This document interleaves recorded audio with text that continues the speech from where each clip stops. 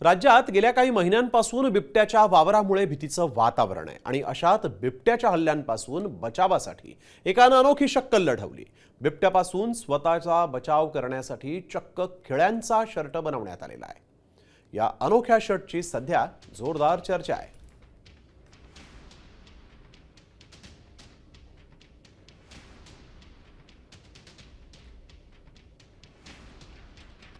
आपल्यावरती बिबट्या आपल्यावरती हल्ला करतो, तो शक्यतो पाठीमागून हल्ला करतो, तो पुढून हल्ला करत नाही।